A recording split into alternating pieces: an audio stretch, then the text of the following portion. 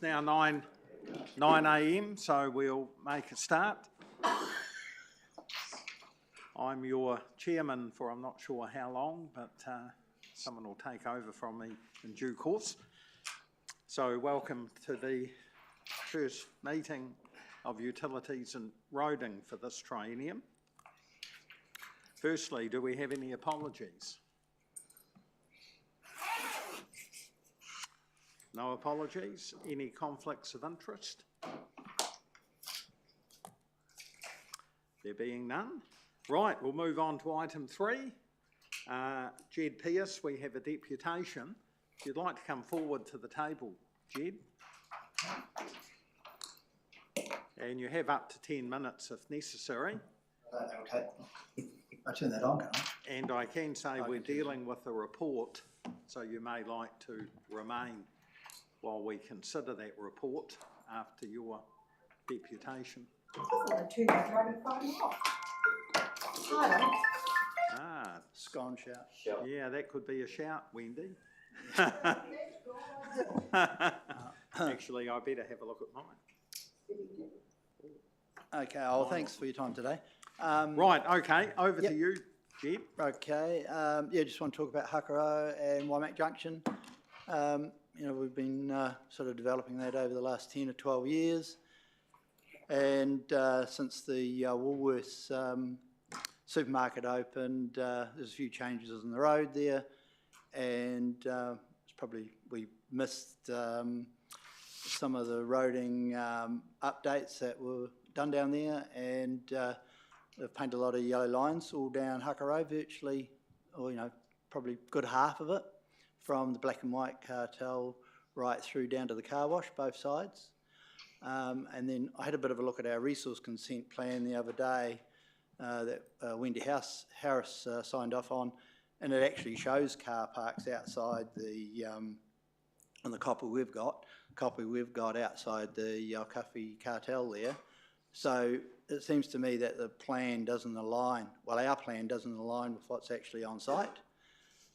And also the yellow lines that are on the opposite side of where the coffee cartel is, you get a lot of people coming from placemakers with trailers and that on, and trucks and things. So there's lots of people been parking there for the last probably 12, 18 months since the supermarket's been going. And we'd like to see if some of those yellow lines can be removed, as parking's important. I think the road's only 20 or 25 kilometres there now with the speed humps and all that there. So, yeah, we think that, you know, something could be done about that and create a bit more parking. Help everybody and help the tenants. Keep it safe. That's about all I've got to report. Right. Have Any you questions? seen the staff report? I haven't, no. You haven't? Nope. Right. I'm not allowed to see those things, I don't think, beforehand. I'd like to see a few staff reports. Well, I'm referring to the roading one here. Okay, there is a recommendation, option 1, yep, to reinstate, I think, about 16 car parks. Okay. So you'd be happy with that direction? Oh yeah, look, it still needs to be safe, and there seems to be a lot of variances around the district. Like, you know, sort of been focused on that a bit lately, and like going through Tuahi, where there's only, apart from where the school is, there's no yellow lines, and the road's narrower. There's still parking on each side right up to the speed humps, and there seems to be a lot of variations around the place. And I suppose over the years I've been property developing, like with the villages and things like that. I find if you slow the traffic down and narrow roads up, it seems to be safer because the cars will drive slower. But if you make it all wide and yellow lines everywhere, you know, people can speed easily, can't they? So it'd be nice to have some sort of a standard around the place. Right, do we have any other questions? Anyone? Councillor Keynes? Thank you, Mr. Chair. Jed, you were saying about the no parking signs. The report that we've got in front of us only relates to changing the no parking outside of Woolworths where the pedestrian walkway is. So are there other additional no parking restrictions further down that particular street that you're at issue with, that you'd like to have removed. Is that what you're saying? Well, I think, I'd like to remove as many as possible, Okay. as long as it makes it safe. Okay. And like I say, the plan I've got at the moment, the resource consent plan, doesn't actually align with what's down there. It actually shows parking. I sent a copy to Phil of the resource consent we've got, and it clearly shows car parks outside the black and white cartel.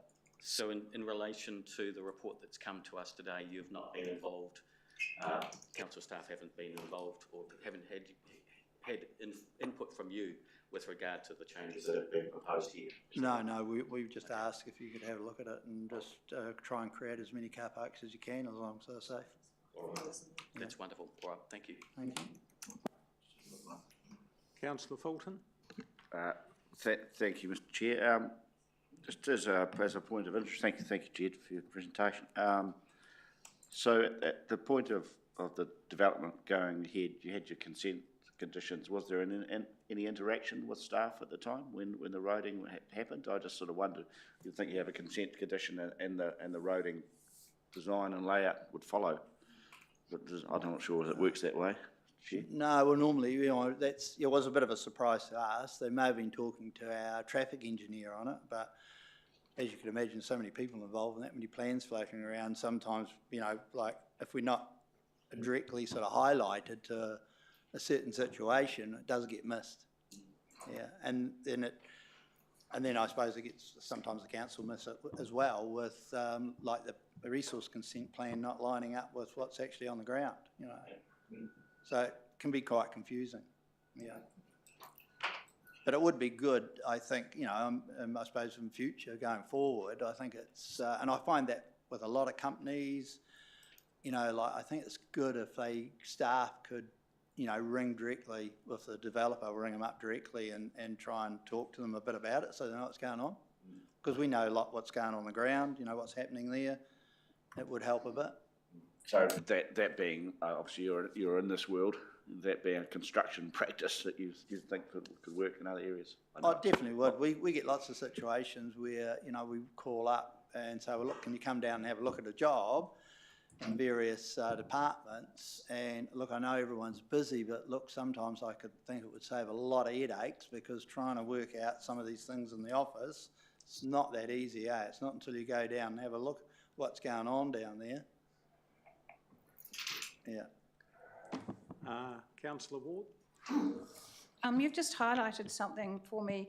Do you feel that there's a lack of communication between staff and developers or the people on the ground? Do you think there could be more communication? Do you think that would solve a lot of these issues? Oh, definitely. There's lots of companies, and I'm not picking on Main Power, but we had an instance with Main Power down at Waimakariri Junction a wee while ago when we were building Chemist Warehouse, and we were putting the foundations in the middle of the Chemist Warehouse building, and we come across a power cable, which was unusual. So we got Main Power to come down and have a look, and they said, it's not our cable, it's not on our plans, it's nothing to do with us. So then they got the council involved, and the council come down and had a look, and then Main Power come down and had a look. Well, they didn't have a look, sorry, the staff were telling, and Main Power were telling the workers to go down and have a look. But we couldn't actually meet the people that are making the decisions and giving the directions to staff to come down and have a look. If they come down and have a look, we would have sorted it out in 5 minutes. I reckon they spent 20 grand with sucker trucks and blaming council and back to Main Power, and then it found out, eventually after about 6 months, we discovered it was Main Power's cable. So that's just one instance, and that happens a lot. And I don't know how we solve that problem. Or get people out of the office. I mean, there's people at Main Power that don't have telephones. You can only email. It seems to be the way of the future. Thank you. Anyhow, I think that's a very valid. I think that's a very valid comment and something that could be worked on. Right. Thank you for your question, Councillor Ward. Right. Have you seen the recommendation in the agenda? no, I haven't. No. Is there a spare copy of the agenda down there? Oh, That's a summary agenda. Yeah. Perhaps you might like to look at 4.1. Oh, yeah.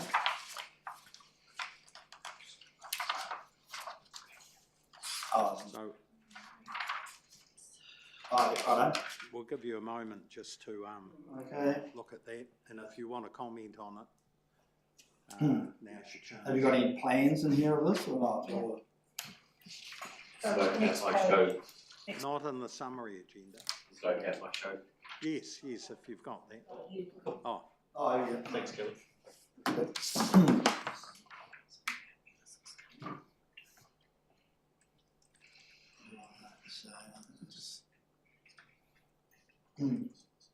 Yes, 30 metres, I had it marked up on here, so you're going to use. So the read is to remove these, Yeah, and just do this side across. so these red ones here doesn't look like that, like the entrance into, oh, that is the entrance into there. I'm just trying to look at that. I think the entrance, Into the supermarket. yeah. Oh no, that's right, see that's there, so that goes to there, that's to there, that's right, and that's to there. So, and that's to there. You know, so that plan that I've just been showing, that look, that's fine where the red dots is, that would be great. That's all we're really expecting. So that would work for us. right. Well, Council and councillors are happy with that. we'll find that out in a moment. So thank you for coming along, Jed, and giving us your view on matters. So you're welcome to remain. We'll have staff come and present the report, and then the committee will discuss it and make a decision. Yeah, appreciate that, that'd be great. So thanks for coming along. And, getting on to it urgently for us. Thanks, Jed. Thank you. Right, item 4, reports, 4.1. We have Nathan and Shane.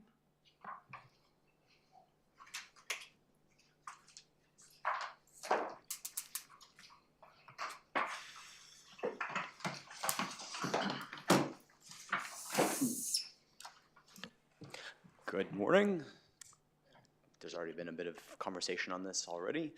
So I will take the report as read, but I will also provide a little bit of, a little more detail around the process that's typically followed through on a resource consent. Obviously, Waimak Junction was a larger project, so there were a number of consents that went through, but it went through a similar process that we typically follow. At the initial resource consent stage, plans are submitted by the applicant, or the developer, and they typically cover off the land subdivision, and there's some details to what's going on in terms of roading and the layout.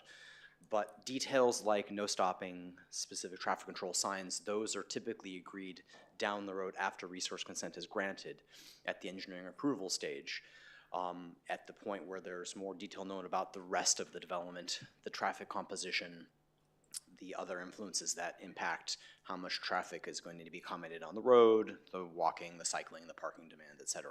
So specifics like no stopping in this instance would not typically be covered off at the resource consent level because there's not a lot of detail on the application known at that point. It gets solidified through the rest of the process and is typically agreed at the engineering approval stage. It also is typically led by the developer, and I will say, speaking from personal experience, we often as staff are pushing back on no stopping restrictions, trying to right-size them. In this instance, we did take the plans as submitted and just the no stopping went in as proposed, but there are often times where we are trying to scale them back. This is a little bit of a refinement after several years of use, obviously, and at the time we spoke with the engineers who had proposed this initially, and they had been thinking back when Waimak Junction was originally proposed, there would be a fair bit more heavy vehicle traffic using the road, and this was trying to accommodate their maneuvers. We now find after several years that has changed, and there's more demand for parking, less demand for heavy vehicle space. So it's a bit of a realignment to present circumstances. With that being said, we'll take any questions. Right, thank you, Shane. Anything to add? Nothing? Right, do we have any questions? Councillor Fulton? Thank you, Mr. Chair. And, thank you, Shane. I just wonder at that design stage, if you were to have no stopping, does that affect the likely posted speed on the road or the design of the road? Presumably, because you've got wide open space, different types of vehicles are on the road, they're travelling faster potentially. So at that stage it's important, isn't it? Because then and later it makes it harder then to put in parking if you need it, isn't it? If you don't get it right at the start. Speeds are generally separate from the consenting process because we come to the councillors for approval of changes in speed limits. So speed limits are generally a constraint. They're set in stone regardless of the application. So yes, we generally do look for elements like parking and streetscape, et cetera, to help reinforce the existing speed environment, but they are, the speed limit is a known quantity when an application goes in. We can't change the speed limit through a resource consent.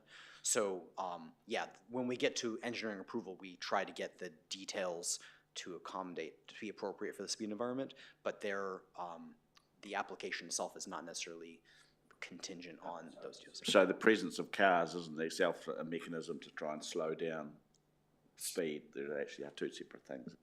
Yes, correct. And on-street parking is one of those items that we do use to try to encourage speeds, yes. Right. Thank you. Shane, I'm assuming the yellow area that the restrictions are being retained primarily because of the pedestrian crossing and possibly the drive into Woolworths car park. Yeah, and that was chiefly driven by sight lines to and from pedestrians looking across there at the control crossing. Right. If the committee was minded to adopt the recommendation, when could this work be carried out? We would turn it over to CORD to have their contractor do it. I'm not clear on timeframes for response right now, so it would be weeks to months. It usually, my understanding, there's a mobilization cost every time the contractor goes out, so we try to package work so we're not paying that extra cost for every time they go out. So I'm not sure where things stand with their workload and availability, but. Right. I was thinking days rather than weeks or months to paint them over. We certainly could pass it on with the higher priority, yes. Yeah. That's flexible. I'm conscious Christmas is coming, so I think that was part of the driver. Right. Any other questions from colleagues? Right, there being none, is there a mover? 4.1. Councillor Ward, seconder. Councillor Bartle, just state your councillor meetings. Right, Councillor Ward. Thank you, and thank you for the report. It just makes sense what's been proposed, and so I'm with Chairman Redmond. I think that when Christmas is coming, if that could be actioned as soon as possible, I'm sure the people in the area will be most grateful. So thank you for your work. Councillor Bartle. Thank you, Mr. Chair. Yeah, I concur with Councillor Ward. I think it's always good to get car parks back when you get increased population and travel. There's always pressure on where to park, so I think it keeps people also out of the Woolworths car park if they don't particularly want to be there, so, or if they're not actually going to Woolworths. So no, I think it's progress, and I support the recommendation. Councillor Mealings. Being that it was a race to raise our hand to second it, it's no secret that I support this, but I would just, like to say the obvious that, Shane, you've just pointed out, as time goes by and the use patterns become more evident, as this business park has developed, it's become busier and busier, and it's been a little bit more obvious as to where the needs are and what the pattern of use and the speed and all the rest of it is. And so this absolutely makes sense. And if we can do it and fix it that easily, why would we not? So thank you. Thank you. I too am in favour of the recommendation. I think this has been driven by the local businesses wanting additional parking, and taken up by Jed as the developer. My only concern is I would like to see this continue on the fast track and have the work done as quickly as possible. Bear in mind that Christmas is not very far away, and to achieve some of the benefits of removing the restrictions would be advantageous if it could be done sooner rather than later. Right of reply, Councillor Ward. Right, well, I'll put that motion. The recommendation, which I think referred to option 1 in the main report. So all in favour, say aye. Aye. Opposed? Motion is carried. Right, thank you, Shane and Nathan.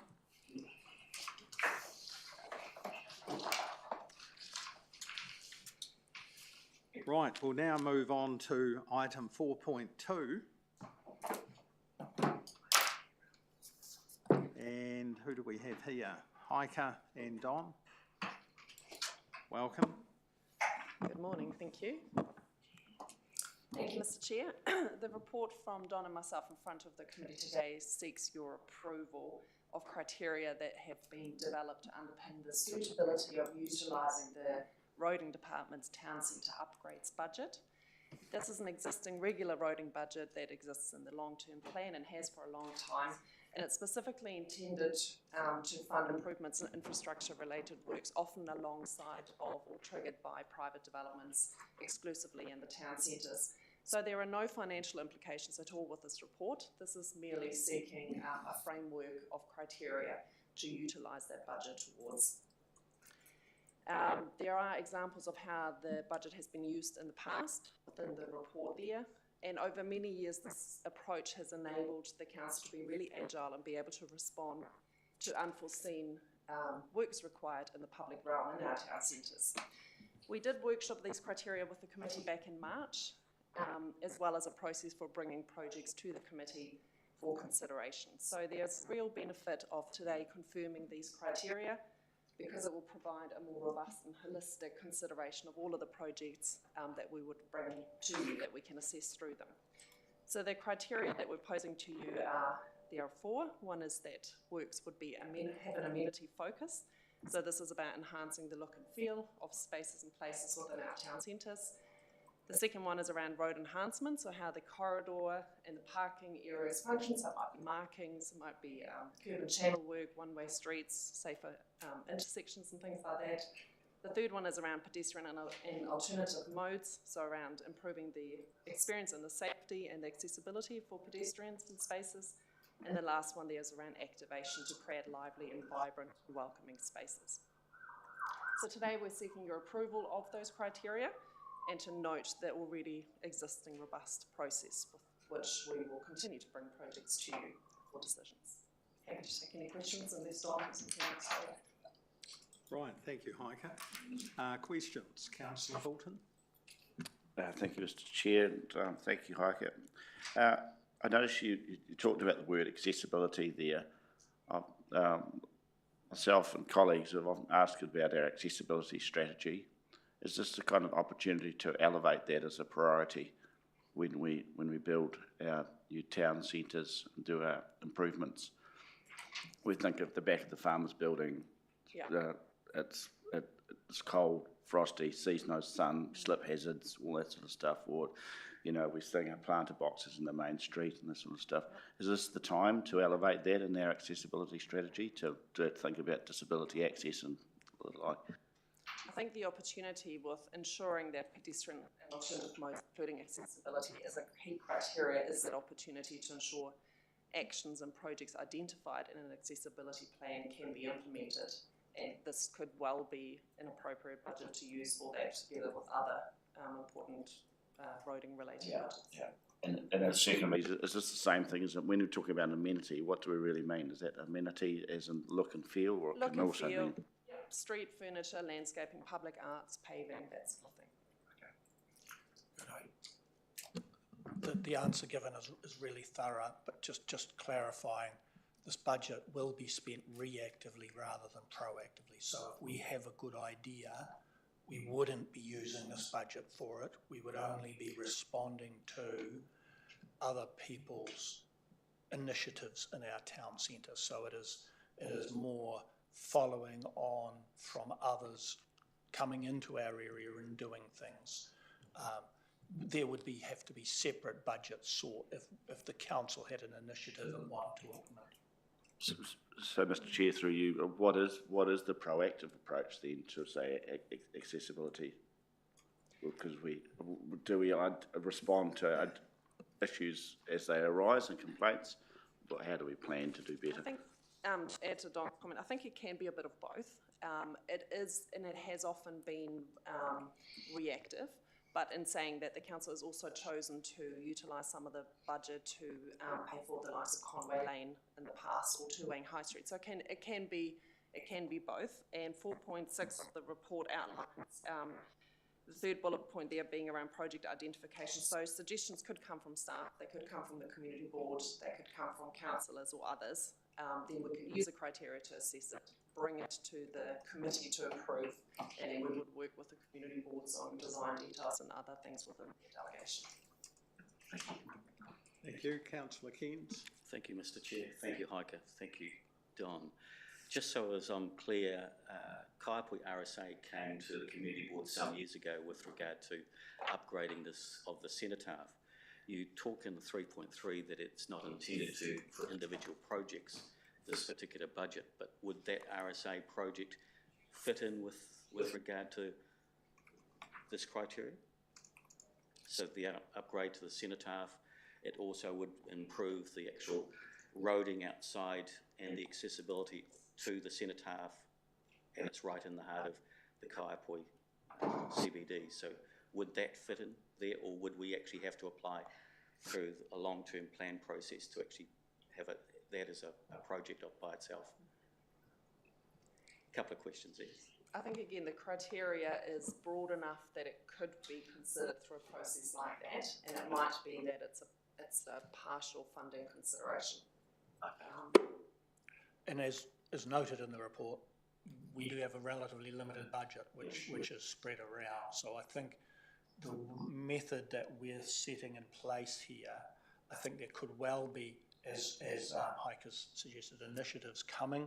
We would then go away, talk about the cost of implementing those initiatives and how that fitted in with your budget, and other initiatives that may or may not be coming. And you would then make the call as to whether to take it out of this pot or whether to go through the annual plan or LTP to seek a different pot. All right.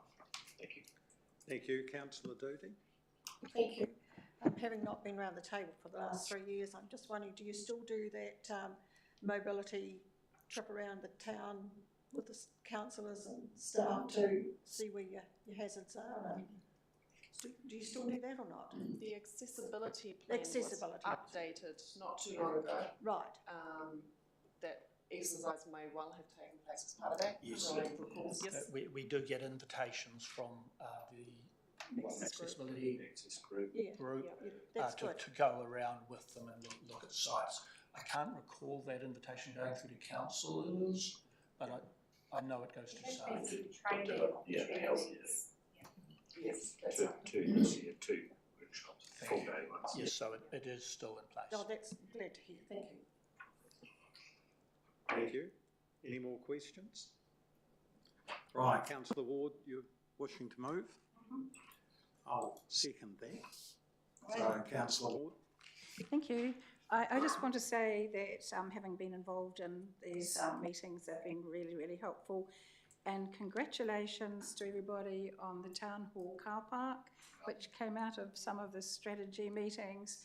I've heard, particularly over the weekend, how people are really, really enjoying that, and it's really uplifting and improving, I'm sure, the patronage of the theatres at the Town Hall. People are feeling very, very comfortable about that, and I've even suggested someone will park there, and then might be good for you at our age to go and walk down the street to get a cup of coffee, and because it's very, really good. So that has come out of discussions, I'm sure, that we had in the past, so very, very worthwhile. So very happy to continue on. I think it's really, really important as we grow and as we change. We can't stay the same forever. We have to keep looking to improve or to change with the times. So this is very important. Thank you for your work. Thank you, Councillor Ward. I would just add that this is not a mandate for staff to go out and do things, perhaps. And I quite like the idea of your comment that it's more reactive than proactive. But it does provide some guidelines and criteria, which I think are very useful. Any decisions will be referred back to elected members. So I'm reassured by that. And there were some good comments in paragraph 4.3 and 3.6, I think. And Councillor Ward was referring to 3.6. It wasn't 3.6. It was 4.3. And there is another paragraph in there showing where some of the criteria have been utilised in the past. So I'm happy to support the recommendation. Are there any other speakers? Right, Councillor Ward? All good. Right of reply, I remembered. Right, that being the case, I'll put the recommendation. All in favour, say aye. Aye. Opposed? Carried. Thanks very much. Right, we're moving along to 4.3. And Caroline is here.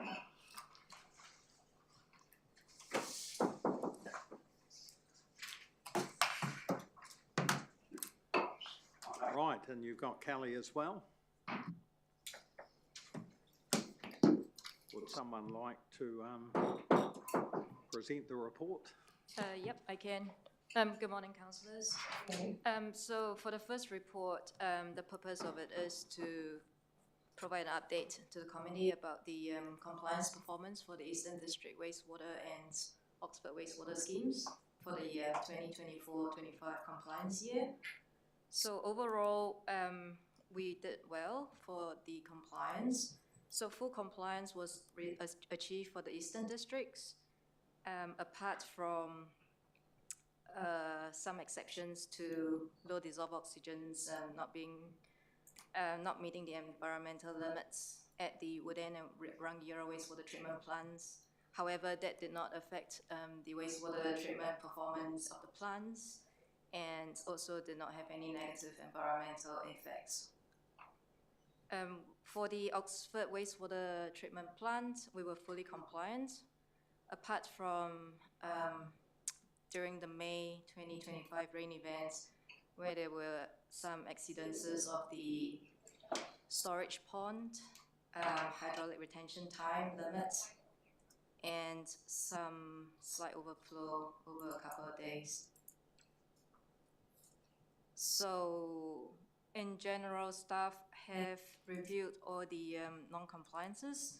They were minor, and we have a process going forward to address them. Happy to take questions. Right, thank you, Caroline. Councillor Fulton? Thank you, Mr. Chair. Just wanted to pick up on the Oxford sewer. Did a note in the report is that that's actually not, it's not subject to the same reporting standard as the Eastern sewer, but we report on it anyway. Was that correct? Yes. So Yeah. Environment Canterbury for the Eastern District require us to provide an annual report to them. Yeah. And it's not for Oxford wastewater treatment plant. So we prepared the Oxford wastewater treatment plant annual report on our own. So we do report back in the same way, irrespective. Yes, we do, and that's more an initiative from our council's part. And can we expect to see a report back on the treatment of the Oxford sewer, particularly the exceedance there due to heavy rainfall? That seems to be concerning to me. That given the money that we spend on the plant and the issues surrounding the sewage plant. Are we going to see back a report on what's been done in that area? As to alleviate the problems, to reduce the risk of that exceedance happening again in the Oxford sewer plant. Yes, we will. So I think maybe as a background with the Oxford wastewater treatment plants, so there are known constraints at that plant, and the consent for that plant is going to be expired in 2031. So we are currently doing a lot of work looking at the future of the wastewater treatment plants with regard to what is the next step to prepare for the consent expiry in 2031. So we are looking for a few options, and there is a briefing after this meeting on the wider Western waimakariri wastewater treatment plan. Just finally, for just the exceedance itself, it says there was no environmental issues attached to that. That seems surprising considering the risk that's Yeah, so I attached to think exceedance. with regard to that, it is mainly the overflow from the holding ponds was for a non-short period of time, and it's contained within the wastewater treatment plant. So Environment Canterbury is particularly concerned if there is an overflow from a treatment plant that goes into a waterway. So in this case, it's actually contained within the treatment plant site itself and going into ground. Thank you. Thank you. Councillor Doody? Thank you. Having gone back a few years with this plant, that's quite often overflows. So you haven't made anything to stop that overflow from happening. So over the years, we have tried to improve the actual operation aspects of it. We have also included flow monitoring and make sure that the outlet weir is well reinforced to minimize the overflow occurrence. And where it does overflow, we have a means of measuring how much has overflowed rather than in the past where it was more of a guesstimate of, okay, it has been observed to overflow. But now we have got good data informing us when and how it overflows. So we try and make operational changes to minimize that occurring. But I think the bottom line is there is a finite capacity in that storage pond, and because of the hydraulic constraint of the treatment plant itself, there's only so much flow we can send through the plant. And so when the rain event persists over several days especially, it's a cumulative effect that affects the plant. Kelly might want to add to that. Yeah, just one further point, as you'd be aware, one of the challenges with Oxford is the reticulation itself. Yes. So we do get a high amount of inflow and infiltration into the reticulation system.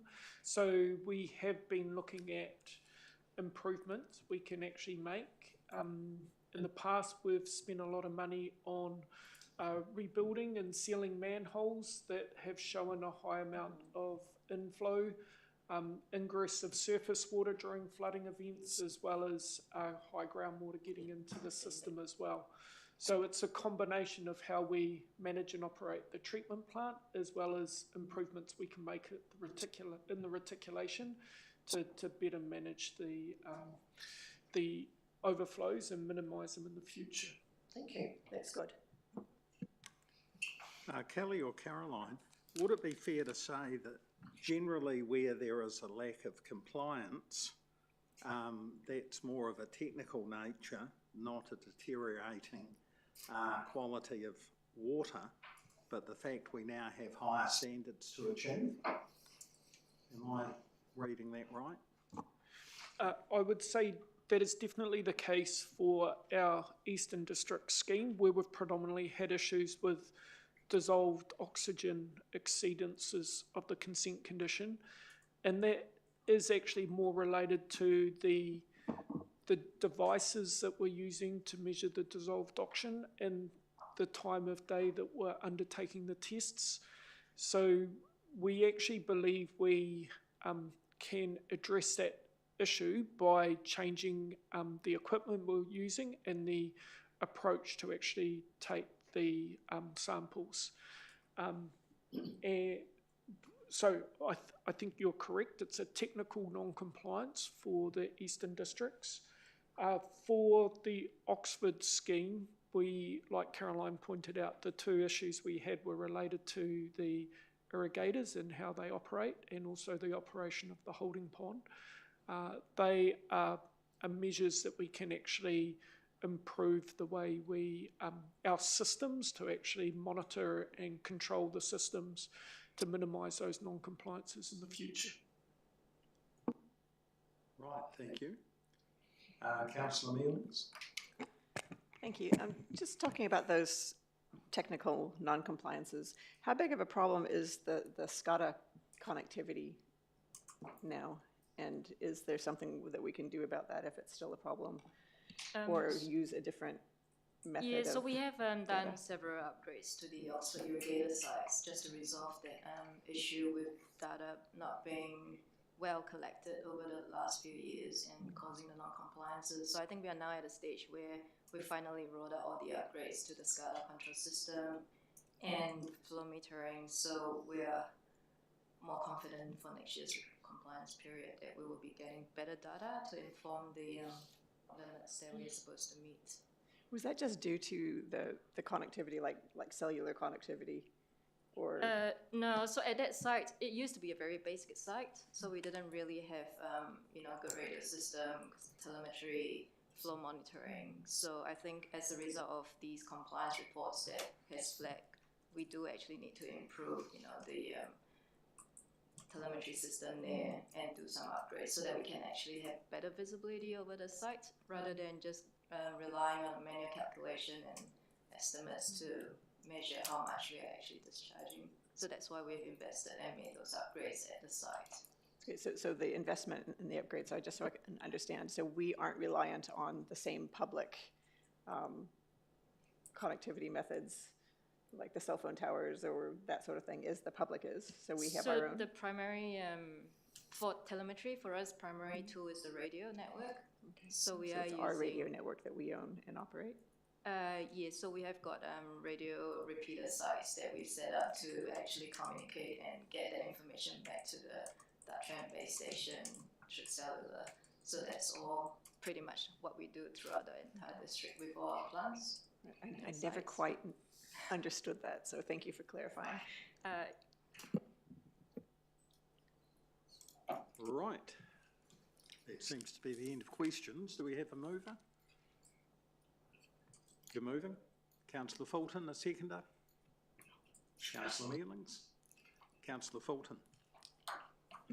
Well, thank you for this report, and look, I do understand that some of the non-compliance issues are of a technical sort of nature, and I've had that discussion, for instance, with Kelly in the portfolio role, that some of these are like microsecond blips in our monitoring of the data, which cause what might look like an absence of information and a technical breach, but in fact they're almost inconsequential. So I think that's important to understand. Well, they're consequential for reporting purposes, but perhaps not in the world that most of us live in.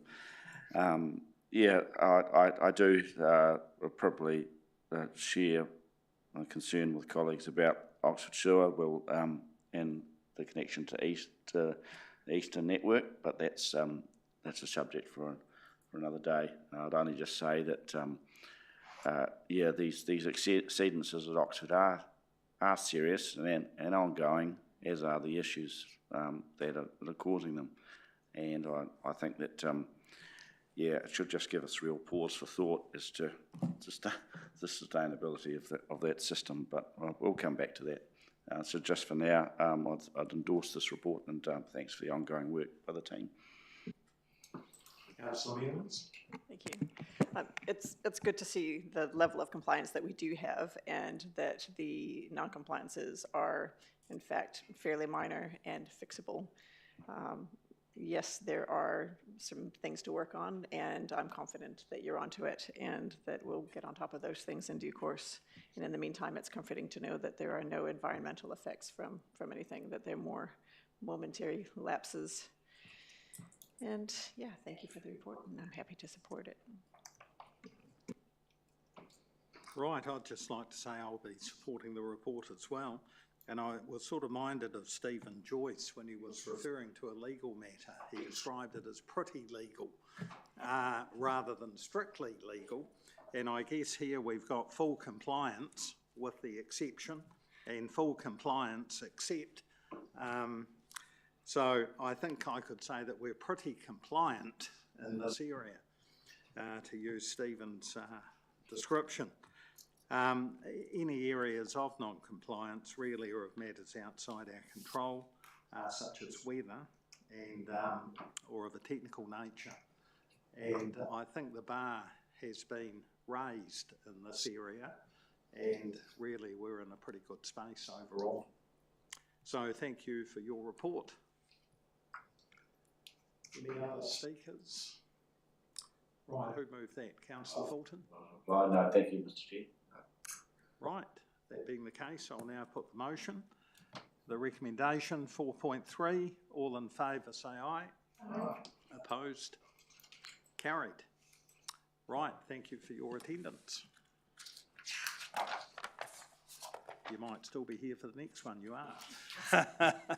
Right, we'll move on to 4.4, Drinking Water Quality and Compliance Annual Report, and Caroline and Kelly.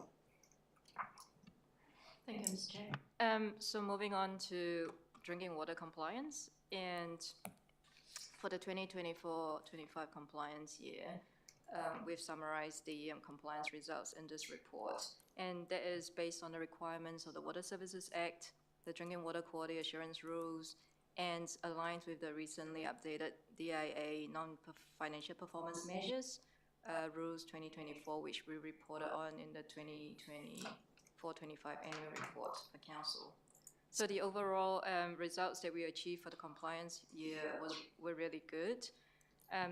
Just wanted to highlight that given that the Drinking Water Quality Assurance Rule requirements were released and came into immediate effect back in 2022, we as a council had a really short time frame to respond to that, and yet fast forward 2025, we have managed to successfully implement our accelerated UV program across the entire district, and as of 1st of November, all our UV treatment plants are fully operational and are able to help our drinking water supplies meet the bacteria and protozoa compliance requirements.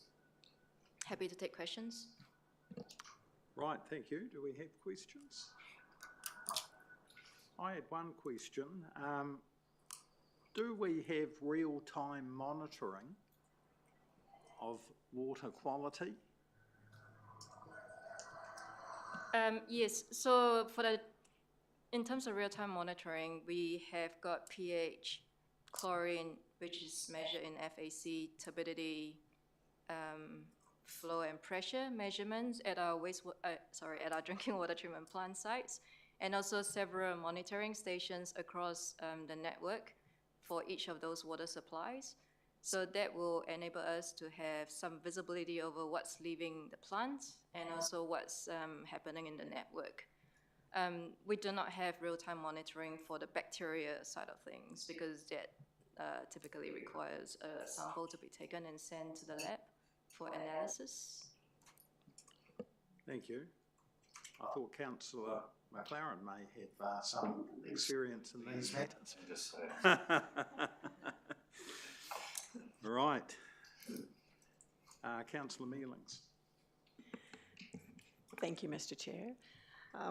Just regarding those supplies that we have that, like the Rangiora Kaiapoi, Oxford Rural to West Ayrton and Hoka,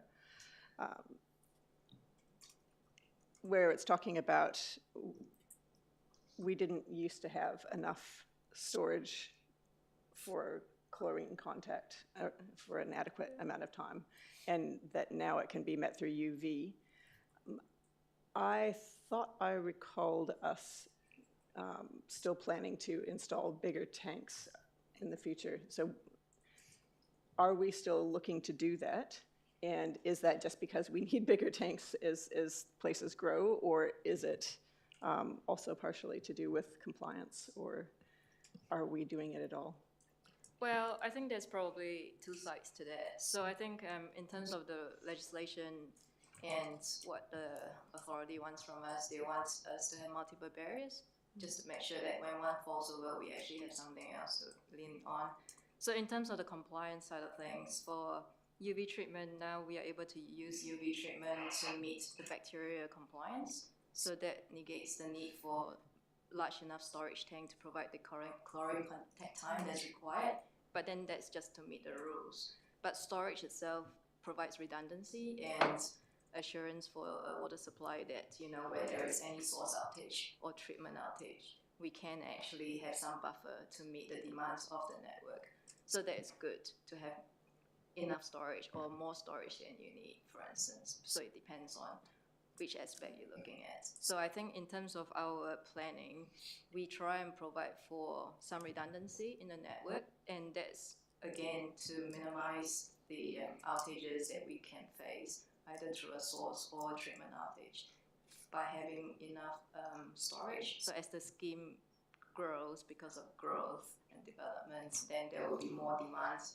And so by having more storage, that will increase the redundancy and our comfort, you know, in ensuring that we meet the level of service. Great. If that makes sense. Yep, that does make sense. Is there still a plan to, in fairly short term, install a bigger tank at the Ahoka Supply? So in terms of our planning, we currently do not have any storage upgrade projects to meet the contact time as a driver, but we do have storage upgrades to meet the scheme growth demands in terms of providing redundancy. Thank you. And I cannot stress enough how excited I am to have the generator installed now. Yes. Thank you. Any further questions?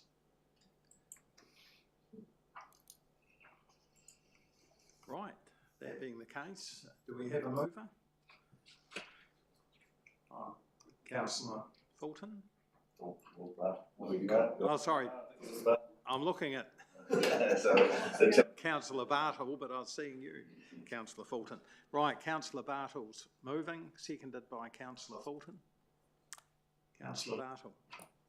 Thank you, Mr. Chair. Look, I think it's a great positive report. It's always nice to see all those green signs and 100% compliant. I think you've done incredibly well to get this up to and running in the short window given. So congratulations and well done. It's important. Thank you. Councillor Fulton. I'll endorse that as well. And I just happen to say in terms of, you know, the backups and the redundancy we have, it is assuring that we have that, because I think of even our new wells and Swananara, etc. When you think about the amount of stormwater, you know, we're on the floodplain, and the compliance that we have, it's quite remarkable, actually. You know, the amount of green ticks that we have and the level of compliance with all the surface water that runs over the top and stormwater and goodness knows what else. But yeah, it's an impressive result, so well done.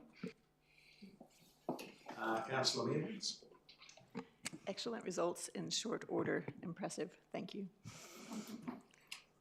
Right, I'd too like to commend you on the work you've achieved in this area, and I do note in E that UV treatment has been installed on all of Council's drinking water supplies and are now fully operational, which will result in those technical non-compliances being addressed going forward. I'll also mention that I'm looking forward for an update at some stage on where we are with our chlorine exemptions, but that's not part of this report, but it may be something we'll hear about in the future.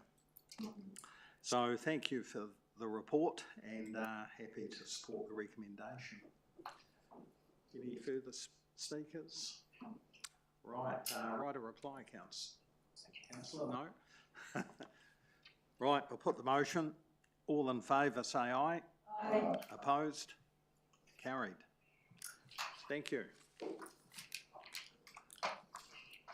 Now you can go, because the next report, I think we've got Sophie. 4.5.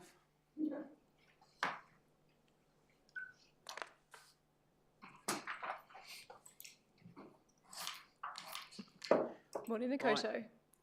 Welcome, over to you. Right, so here we have a report for information that's about midge management at the Kaiapoi and Woodend wastewater treatment plants for last year, 2012-25. So we have provided these annual reports for before, but we've provided a bit more information here about some of the trials that we've been carrying out for 3 techniques: vegetable oil application, BTI, which is a bacteria that we apply to the ponds in Woodend, and also dredging in Kaiapoi. So we have had more information about some of these trials, which we just leading us to question whether some of these treatments are as effective as we thought, and it's a work in progress of whether how we progress from here. Particularly for the oil application, the trial in the past year showed no effect of the vegetable oil, so that could have been a result of only having 4 monitoring traps, which is a very low number, 2 in the control and 2 in the trial. So we'll look at that in particular. There was a signal in the future of what we plan to look at, table 4.20, which looked at there could be other causes why we've had midge spikes and drops in numbers, particularly with the BTI treatments. We've had what looked like nice drops last year with the trial, but they actually had a drop now just before we applied BTI. So there could be reasons like low oxygen or changes in the algal populations why we are having these big drops in midge numbers. It's nothing to do with what we're actually applying. So that will be teased out a bit more in the future. We're also looking at carrying out some baseline hotspot surveys next spring, just to find out, we need to know more about where our high midge numbers to start with, and also looking at reviewing our midge management plan, which we did submit an updated midge management plan last year in August 2024 to ECAN. That is, but we will look at reviewing that if we make changes to our management options. Happy to take any questions. Thank you, Sophie. Are there any sort of academic or technical work being done in this area, how to manage midges? It's fair to say it's more industry-led, because we have got information from CCC or Mangere, for example, wastewater treatment plant first trialled the dredging, and they carried out trials with control and treatment areas and looked.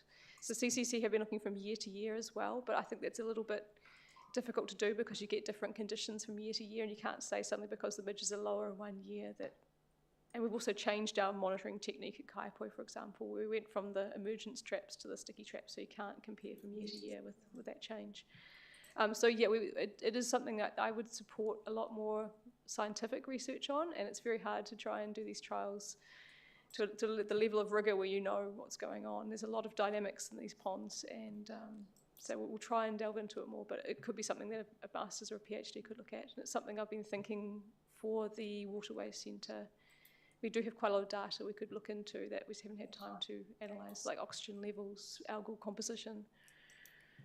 I just wondered, where is the focus at the moment? Is it on control of the midges or on mitigating their effect on adjoining residents? So at the moment it is looking at reducing numbers, because I guess the effect can depend on wind direction. And I should have also mentioned we have been working on permanent solutions like bunding and screening with vegetation. So we have been working on that as well. Sorry, that is something I meant to address in the intro. And there is information in the report regarding those permanent solutions. So yeah, so long term, obviously, screening is the best way. But even with screening, I think we'll still have, with the prevailing wind direction, midges moving towards these houses to the western side of those treatment ponds. Why I ask about research was that this has been an old problem, and I've had personal involvement for 50 years or more, and nothing seems to have changed in terms of managing them and controlling them.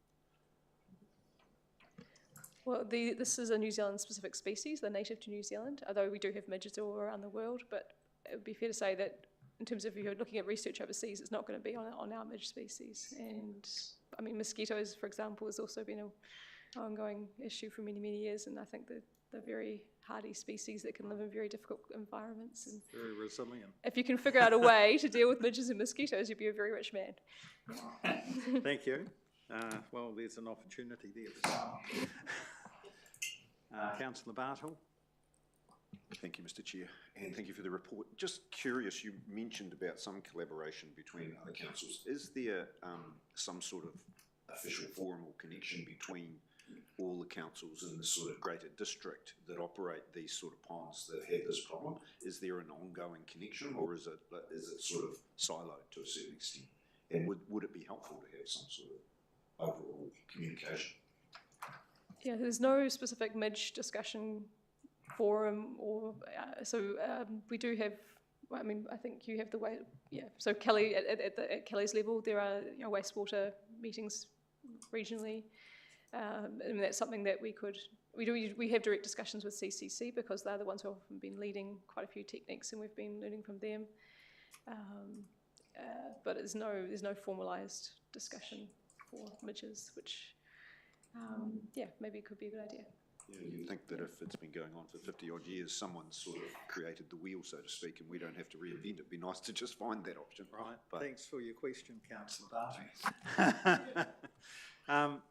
Just following on from councillor Bartle's point, what steps are Christchurch City doing? Because they have a similar issue, or they did 50 years ago, and I don't believe it's gone away.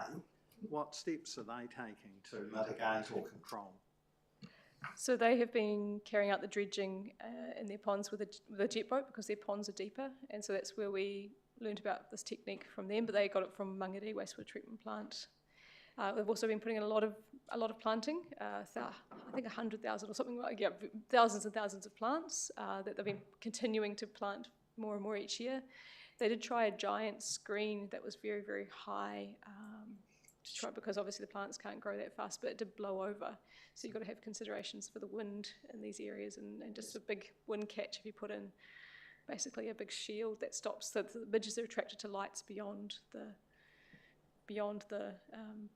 so the Bromley suburb is just right there. So they've also looked at which ways the midges fly. Like there's some sort of evidence that if you have lines of pine trees, they had lines of pine trees that the residents at the end of those pine trees, they found that the midges were sort of jumping from tree to tree and then ending up at their house. And so I think if you can remove trees and think about where the midges are, how they're moving and how they're sheltering on vegetation, that's how you can try and avoid them ending up in people's houses. Thank you. Councillor Thornton. Thank you, Chair, and thanks, Sophie. Notice the reference there to the resistance of midges to repeat insecticide treatment. So where does this actually, what does this tell us about the ongoing use of insecticides? Does this mean that actually it's not feasible or worthwhile to continue insecticide treatment here? Or does a change of approach as a result of your trial?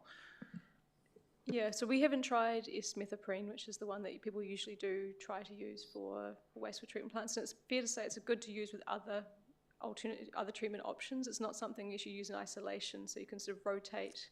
So you mean you use it with other insects, but not midges? No, you use it with other treatment options. So you might have, sometimes you might have, you can have contact insecticide on vegetation that the adults, they land on the vegetation and that is another way of killing them. And then you might sort of rotate using the larval so that you don't develop resistance within the larval population for the S-methoprene. So S-methoprene is the common one that people start with, but to use it ongoing, that's when you need to start thinking about, okay, resistance might develop and using other insecticides. There's still a place for insecticides for yes, within there that could be life cycle. Yeah. I think you're always going to be looking at multiple treatment options, management options. Right, no further questions. Do I have a mover and a second? Councillor Ward, seconded. Councillor Bartle. Sorry, saw him first. Sophie. Councillor Ward. Sophie, I know that we're in great hands, and just all I can say is keep up the good work, and I'm sure that you'll adapt as situations change. You'll adapt accordingly to the seasons, I guess, as well. So, well done. Councillor Bartle. yes, I agree. There's a lot of moving parts in this, and it's not an easy one to resolve by the sounds of it. So yeah, you're making progress, which is Moving parts. Excuse me. Right, thank you, Councillor Bartle. I think I may have mentioned previously that you can thank these midges for me being here today, because 50 years ago my father found a house that he thought would be my first home in Bexley, and turned up and was greeted by a swarm of midges And I said, I'm not living here.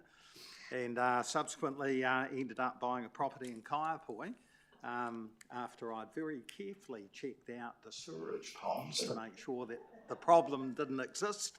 And I'm pleased to say that I never had a problem with midges in Kaiapoi, and that was in the Feldwick Drive, Golden Grove area. So had it not been for those midges, I may very well have purchased my first home in Christchurch and not come out here. So they do have some benefits, depending how you look at it. So thanks very much for your report, Sophie. Did you wish to say something, Councillor Mealings? Yeah, just briefly, yes, millions of moving parts, in fact, Councillor Bartle. But I am really pleased that, I don't know what all of our other counterpart councils do, but we are incredibly lucky to have an ecologist, not just one, but several on our staff with the knowledge that you've got to be able to bring reports to us like this and be able to try different things to control them. And yeah, we're just grateful to have that. So thanks for your work. Any further speakers? Councillor Ward? Nope. No? Thank you. Right, I'll put the motion. 4.5, the recommendation. All in favour, say aye. Aye. Opposed? The motion's carried. Thank you. And thank you, Sophie, and you are here for the next one.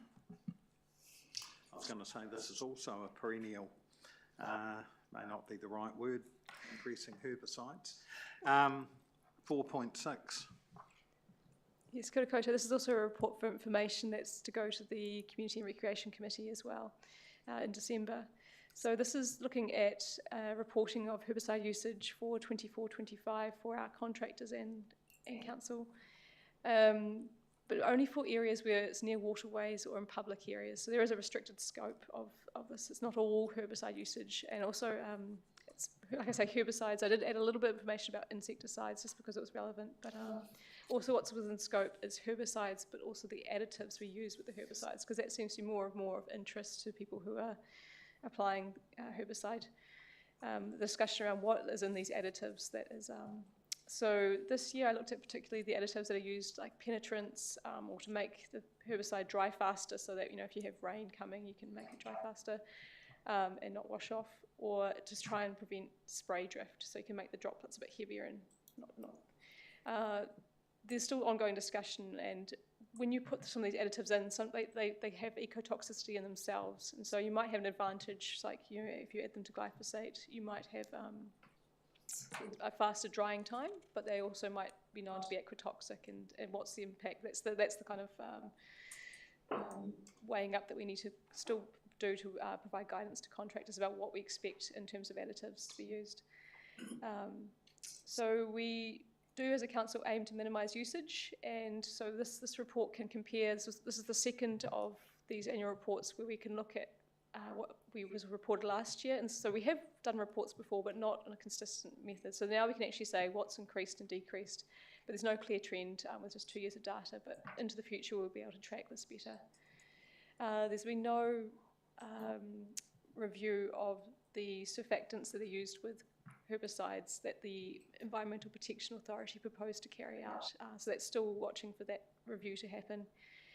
That's once again something that's used with the herbicide, but people are saying that might be worse than some of the herbicides used for the environment. But we have put up on our website FAQs about herbicide usage, which also includes a link to this report.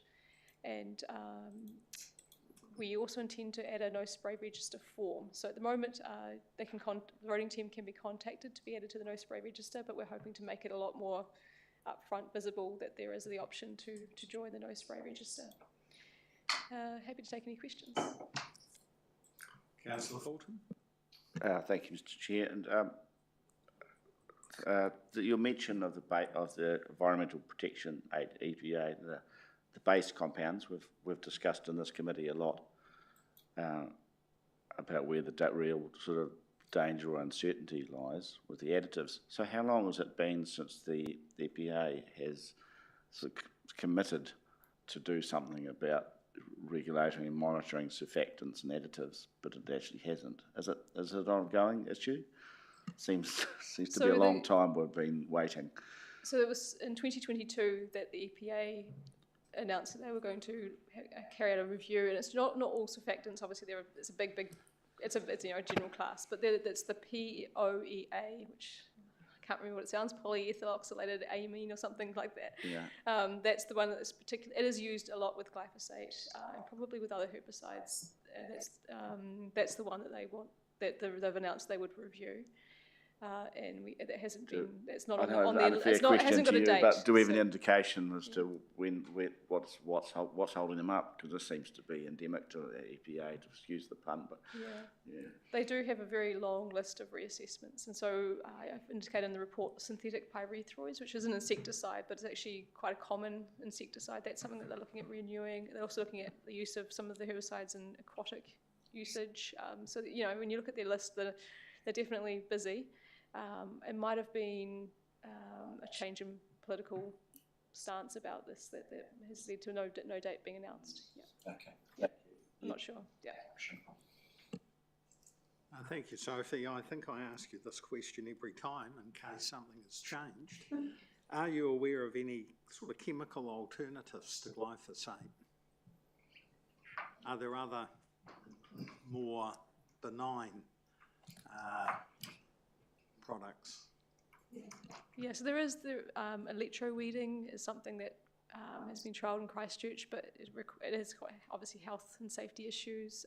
Hot water or steam, foam, like a foam product.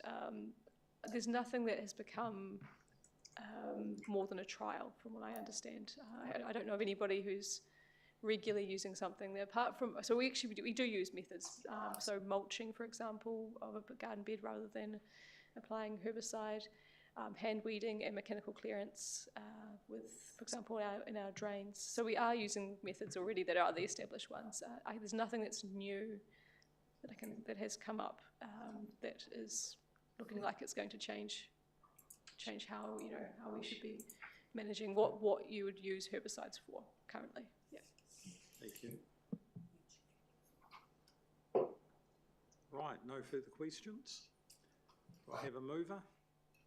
Councillor Fulton, I'll second that. Councillor Fulton. Thank you, Mr. Chair. You probably would have gathered from my questions my level of frustration sometimes about the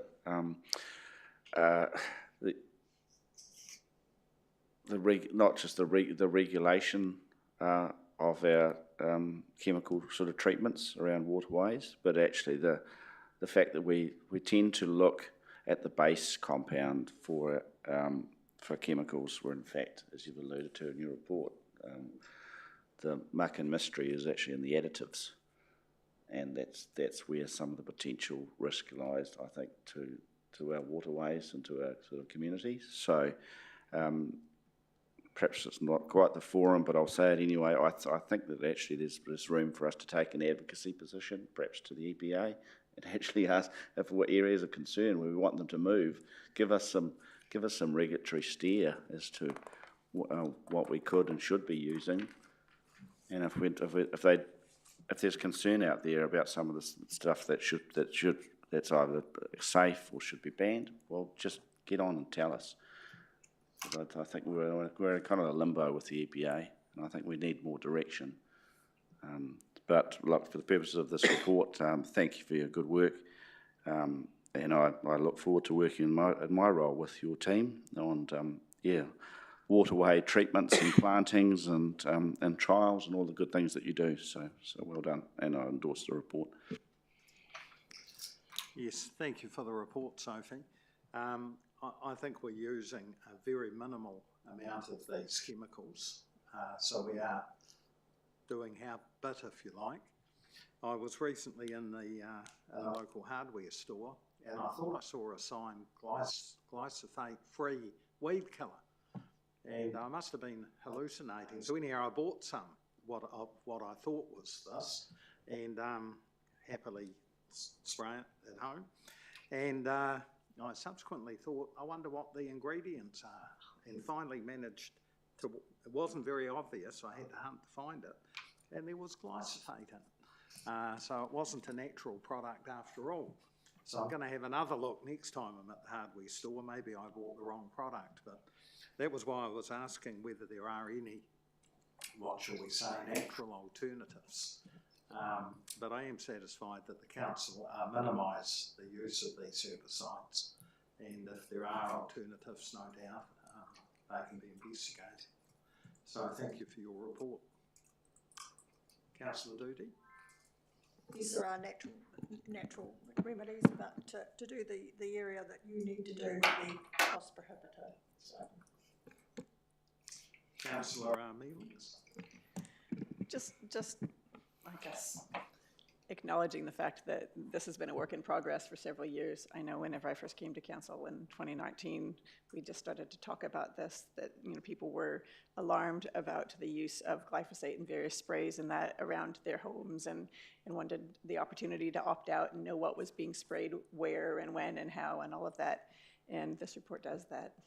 So this is a really great evolution in how we do things, and I applaud the fact that you've been looking at best practice and also giving more transparency as to what we do and giving people options. So thank you for the report, and I'm happy to support it. Right of reply? Thank you, Mr. Chair. Right, that being the case, I'll put the recommendation in 4.6. All those in favour say aye. Aye. Opposed? Carried. Thank you, Sophie and Kelly.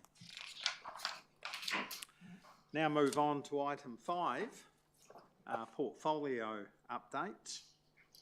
And it appears the first one is from me.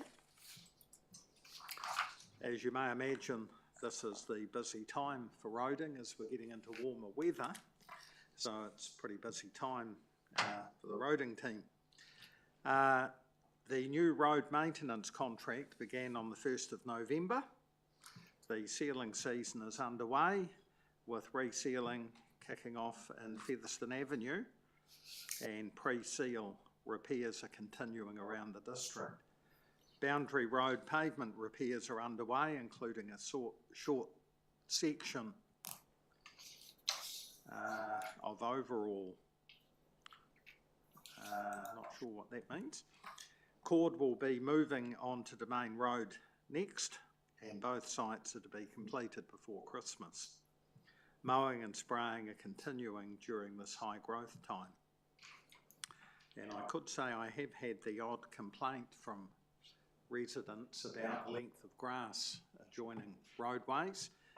We do just cut one strip only, despite some residents thinking it would be better if we mowed a wee bit more. Road and capital projects. You may have seen the Wood End to Ravenswood Pegasus footpath. Construction is proceeding well, and more than half the work has been completed. This work is planned to be finished by Christmas. There are 2 contracts out for tender: high risk rural intersections package and a bridge maintenance scour repairs package. Oh, for goodness sake. Sorry. That could be morning tea. Well, yes, it would be. Kaiapoi to Pine Acres Cycleway and curb and channel renewals. The Townsend Culvert renewal contract has been awarded to On Grade Limited and will commence on the 5th of January, and that may cause a wee bit of disruption for those people who use Townsend Road regularly, but that work's essential. Other items: there are water main works on Kingsbury Avenue, Ashley Street, which are continuing with about 2 weeks' work left. The water unit are installing a new main on Johns Road and Percival Street.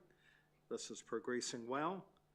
On Grade will follow on with a further section of new water main to the south on Percival Street.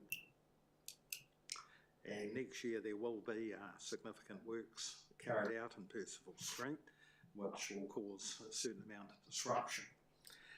Work has started on the BNZ corner build at corner of High and Ashley Streets at the intersection with Ivory Street.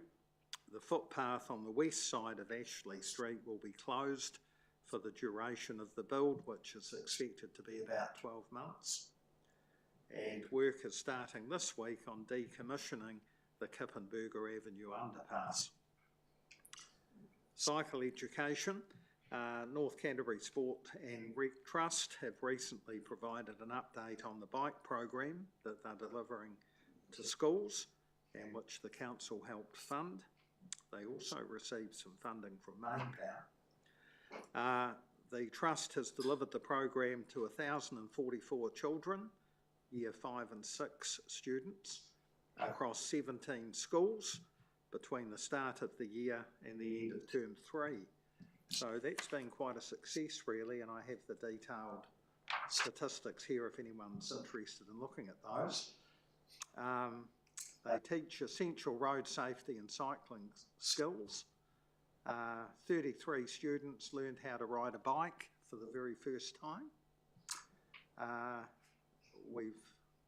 Staff have heard that already 4 have since purchased or been given their own bikes and now ride regularly, with some even riding to school.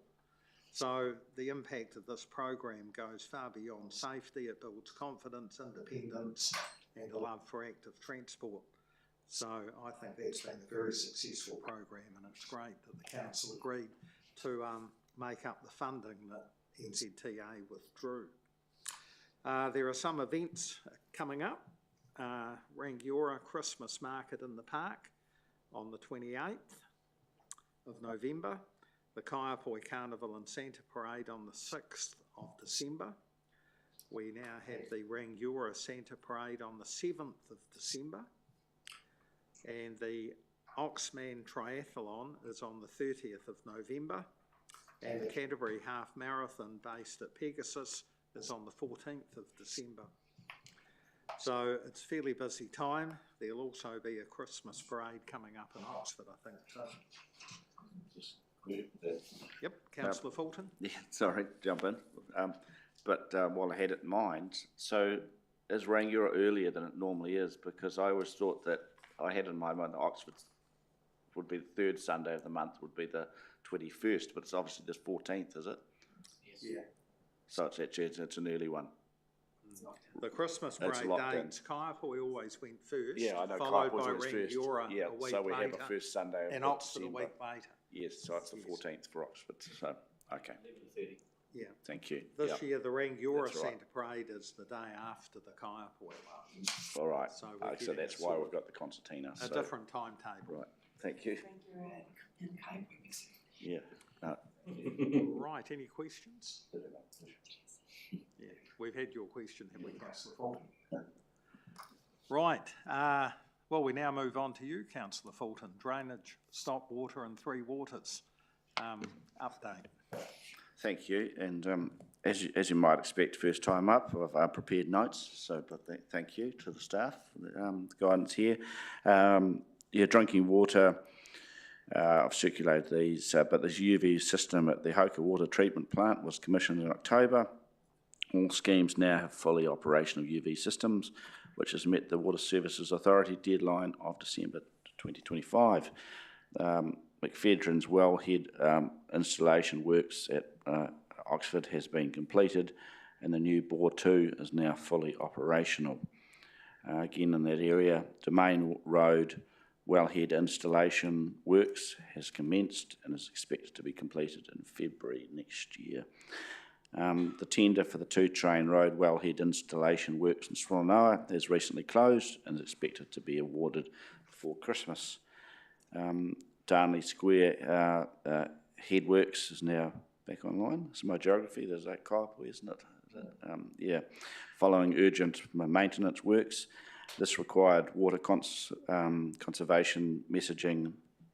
This required water conservation messaging to be issued, but we now have full capacity available for the Kaiapoi drinking water supply, ready for the summer demand. Wastewater septage facility at the Rangiora wastewater treatment plant is now open, and contractors are applying for permits to use the facility. We have new inlet screens at the Kaiapoi, Woodend, Waikuku Beach and Oxford wastewater treatment plants. They've arrived and the installation works contract has recently been tendered. As we've just sort of heard, midge spraying and trapping is continuing at both Woodend and Kaiapoi plants, as is desludging of the Kaiapoi oxidation pond 2A is to be tendered before Christmas. Percival Street sewer main project has been awarded, start in March. We should note this is expected to cause significant traffic disruption in the area. It's been coordinated with the Townsend Road culvert replacement to minimise the impact. Just some notes on drainage and stock water. We can now report to Grounds and Services Limited, known as GSL, started as the new rural drainage maintenance contractor on the 1st of November this year. And I'd just like to highlight application for members on the drainage advisory groups are currently open. All current members will be sent a letter or email and will also be advertised in the local newspapers. Applications close on the 5th of February. And just touch on our what was the Hoka Drainage Advisory Group in the last term and may well be very similar to the incoming group. Met here yesterday evening, and so it was a very good presentation from staff, just outlining where we're at with Mandeville Resurgence, getting that ongoing feedback, looking ahead. I would note that actually, even in probably the last 6 months to a year, we have proposed some significant sort of tweaks and improvements to parts of the current stage 1 or 1A, if you like to call it that. And we are sort of starting to sort of seed that conversation about what future work may look like. That's all subject to reports and a lot of work ahead. But I thought it was a really useful and well chaired and well managed conversation from staff. So it was good to get that underway, because no doubt a lot of the same people and personalities will be on that group around this table or out in the field with their gumboots on and in the waterways. Yeah, so that's really good. Probably one point I'd make to that is that it would be lovely to see some of our drainage advisory groups for more members of the wider public to get involved in these groups, whatever their professional background, who they are, what age and stage of life they are. I think we probably have a demographic in our drainage advisory groups that tend to so yeah, diversity is key sometimes to the conversation. So yeah, we'll see who comes in and what we have. Thank you. Were you saying you're one of the younger members, Councillor Fulton? Just referring to age either, no. Right, thank you for that. Sarah and I do add to the demographic. Yes. Fear not, there were some people missing, but it does cover A wider, a range of. Thank you for that update. I've had some feedback this morning already, so yeah. Solid waste, Councillor Mealings. Right. First time out of the gates with this. So the first thing that I would just like to bring to your attention is that there is a new Canterbury Reuse and Recycling Take-Back Schemes Guide, which has just come out. And I'm not sure when they are rolling that out, but that's all of the Canterbury councils here on the back. And it's quite good, because it's got ideas of where you can take recyclable items for free instead of throwing them in the bin and sending them to landfill. So it's got things like where to take your gas bottles and canisters, or eyeglasses, e-waste, batteries, light bulbs, soft plastic, polystyrene, cosmetic, shopping bags, textiles, you name it, it's on here. So if you've got a whole pile of things sitting around at home going, I don't want to put this in the bin, but there's got to be a good place to put it, this guide is for you. Moving on to the next fun item, the magic sand issue. Apparently the magic ingredient in the magic sand, of course, was asbestos. Thankfully, it doesn't seem to have been too big of an issue here thus far.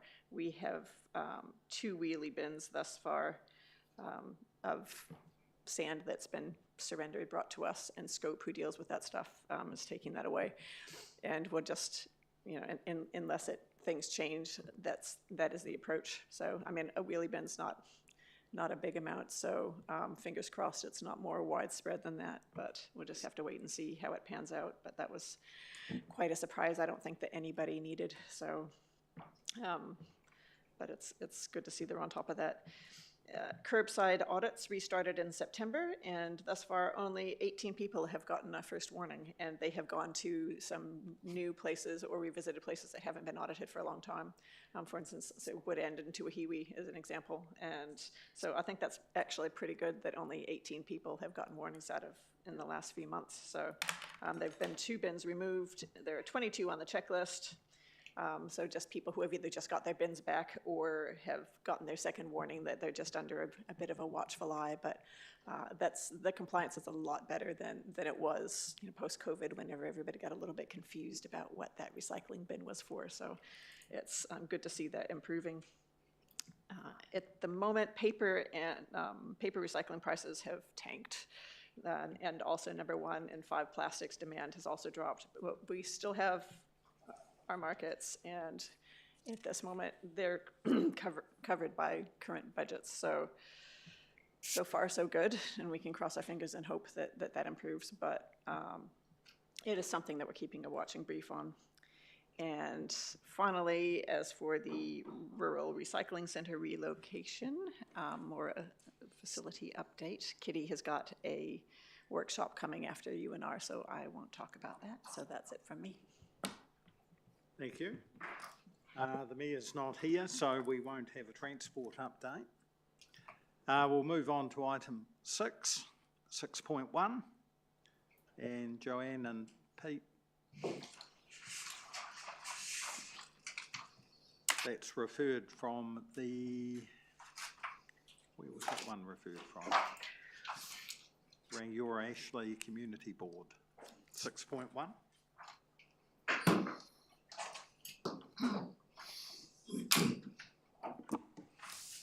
Thank you.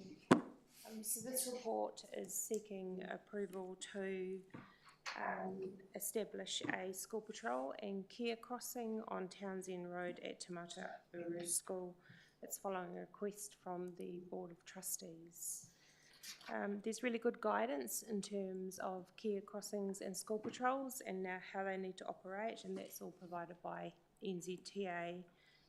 Care crossings are the ones where they have the lollipop sign that is extended out over the carriageway, and when it's not in operation, then it's locked back in place, and the road operates as normal.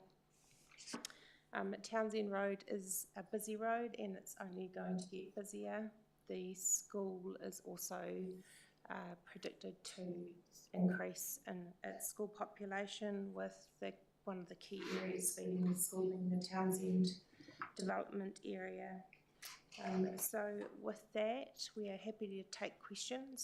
I would just note the refuge island that was put in there about 2 years ago was set up so that it would be able to accommodate a care crossing. Now, this was always anticipated to be the next step in terms of providing a safe crossing space for the children at school. Okay, happy to take questions. Thank you. Any questions, Councillor Barton? Thank you, Mr. Chair, and thank you for the report. Just curious, as for implementation window, will it be in place for the new school year? Is that doable, or is that the plan? That's the hope, I believe. Yes, a request for a price has gone to court. It's a very specific installation that's going in this time. We're using a product that hasn't been used before in this district, where the signs are put out when they're brought back in. They're able to be stored on site rather than the kids having to pick them up and take them back into the school property. And it's a system that's increasingly being used around the country. Well, this is the first installation we're likely to be using, and we're out for a price for that at the moment. We're expecting within a couple of weeks we'll have a price for that, and we'll get it. I'm hoping that we will have it in place for term 1, but that's sort of dependent upon how quickly the work can be progressed. Right, thank you. Any further questions? Councillor Dooley. Thank you.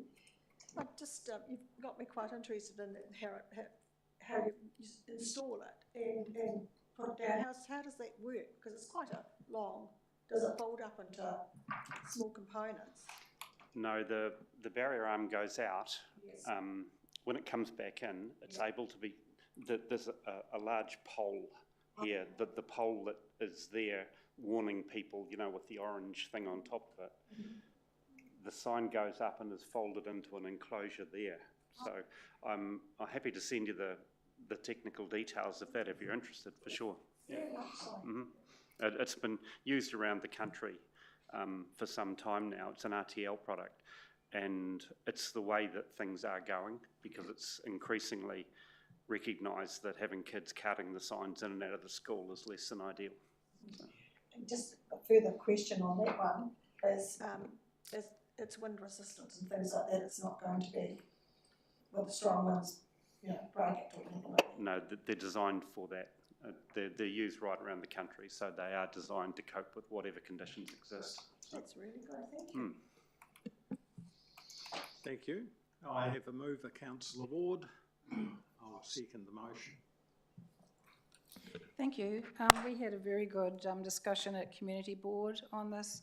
I'm very pleased to say that this is going to happen, and it'll be really well received by the pupils, I'm sure. So well done. Thank you, Councillor Ward.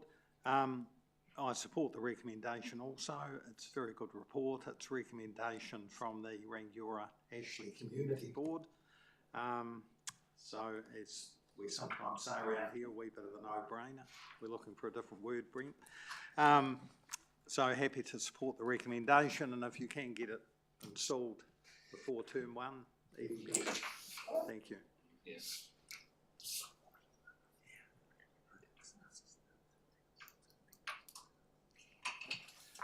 Right, no further comment, right or reply? No. I'll put that motion. All in favour say aye. Opposed? Carried, thank you. We'll move on to 6.2. Just being reminded, time is starting to become an issue given the workshop and briefing. So if we take the reports as read and just deal with any questions. So 6.2, a recommendation from the Rangiora Ashley Community Board again to install no stopping restrictions in Charles Upham Drive. Do we have any questions? Could I move? You ready to move? No questions? Seconder? Right, Councillor Ward, seconded by Councillor Fulton. Once Councillor again, Ward. this was well researched by at the Rangiora Ashley Community Board and approved, so I'm very all for this. Thank you. Councillor Fulton. It appears we have used our brains here, so so I'd support that on that basis. So. Right. Yes. Was that a comment? Just clearing my throat. Right, thank you. Right, I'll put that motion. You didn't wish to have it right or reply, Councillor Ward. All in favour say aye. Opposed? Carried. Thank you. And we do go down to Charles Upham quite often and have a discussion with residents over their traffic and roading requirements. 6.3,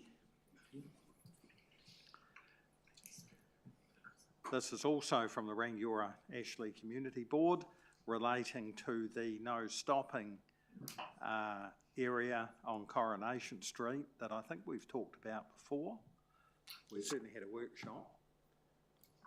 Do we have any questions? I'll move. Councillor Ward? I thought you were putting your hand up, Joanne, but you can't second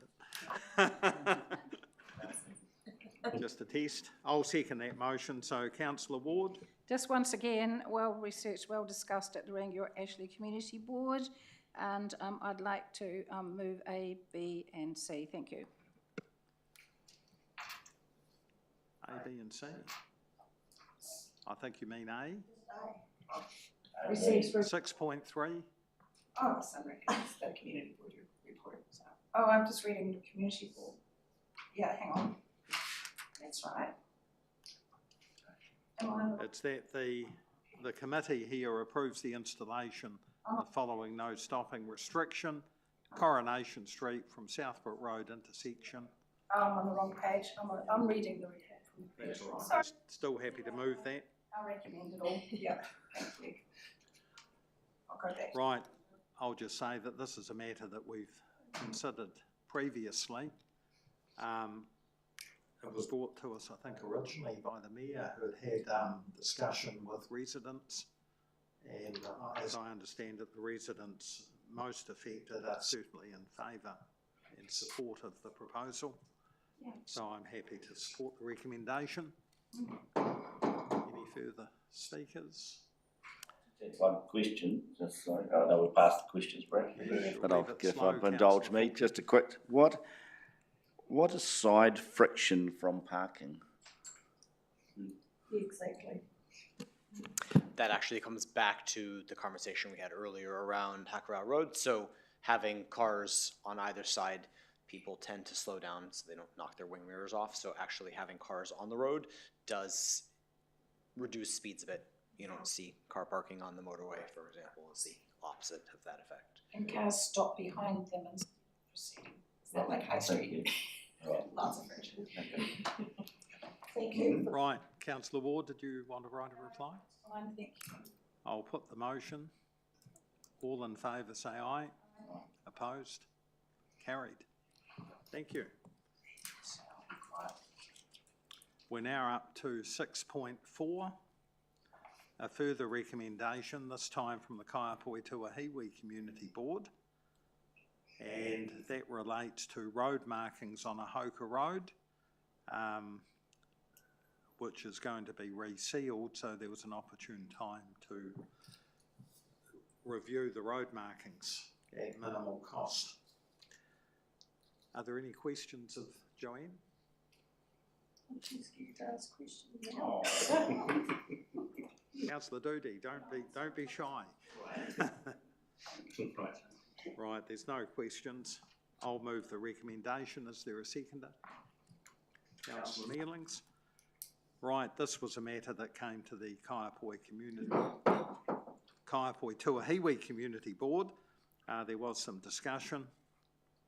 I'd actually been along and had a drive down Ahoka Road to check.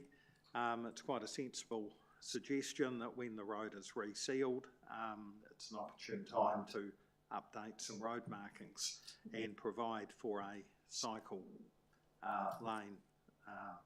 There is no loss of parking, so there are no adverse effects. So on that basis, I'm happy to approve the recommendation. Is there a second? Just simply that the timing makes this a really sensible option to do. It's, yeah, Right, it makes thank sense. you, Councillor. Any further comment? Right, I'll put the motion. All in favour say aye. Aye. Opposed? Carried. I was going to say no-brainer, Mr. Chair. Yeah, we're looking for alternatives. I've got no questions under standing orders, no urgent general business. We now move on to matters to be considered with the public excluded. I'll move the recommendation that we go into public excluded for the reasons and the topic set out in the agenda. I have a seconder. Councillor Fulton. All in favour say aye. Aye.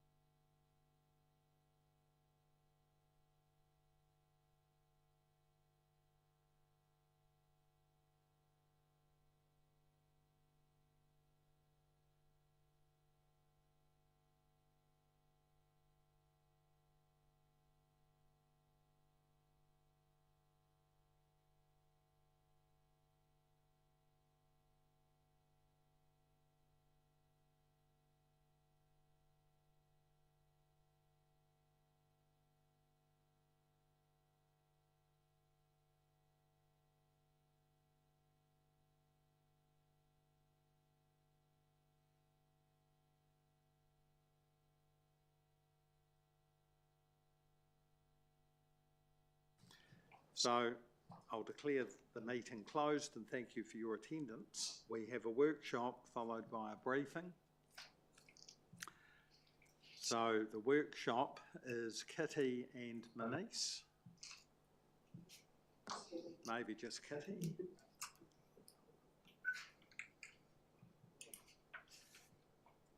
The workshop is open to the public.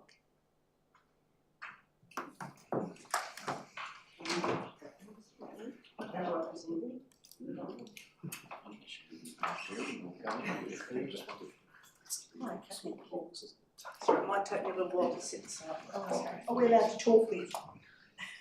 Tim, blame this Tim because we're efficient with regard to going from meeting to another meeting. So give him the kick. Excuse me, Mr. Chair. Right. Okay, at popular request, we might just have a 5-minute break, Kitty, while you set yourself up. Members may want a coffee or a drink or a comfort stop. Oh, let's